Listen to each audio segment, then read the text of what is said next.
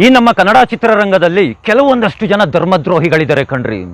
ಈ ಧರ್ಮದ್ರೋಹಿಗಳು ಅದ್ಯಾವ ರೀತಿಯಾಗಿ ಅಂದರೆ, ಇವರ ಸಿನಿಮಾಗಳು ಬಿಡುಗಡೆಯ ಸಮಯ ಬಂದಾಗ ದಯಮಾಡಿ ದಯಮಾಡಿ ದಯಮಾಡಿ ಎಲ್ಲ ಕನ್ನಡಿಗರು ಬಂದು ನಮ್ಮ ಸಿನಿಮಾವನ್ನು ನೋಡಿ ಆಶೀರ್ವಾದವನ್ನು ಮಾಡಬೇಕು.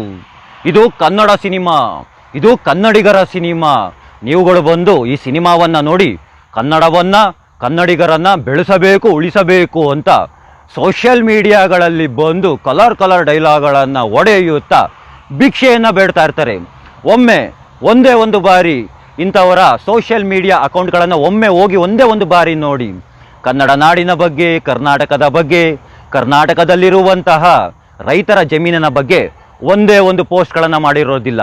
ಇಂಥವರೆಲ್ಲ ಸೋಷಿಯಲ್ ಮೀಡಿಯಾಗಳಲ್ಲಿ ಬಂದು ನಮ್ಮ ಸಿನಿಮಾವನ್ನು ನೋಡಿ ಕರ್ನಾಟಕವನ್ನು, ಕನ್ನಡವನ್ನು, ಕನ್ನಡ ಭಾಷೆಯನ್ನು, ಕನ್ನಡವನ್ನು ಉಳಿಸಿ ಅಂತ ಹೇಳ್ತಾ ಇರ್ತಾರೆ.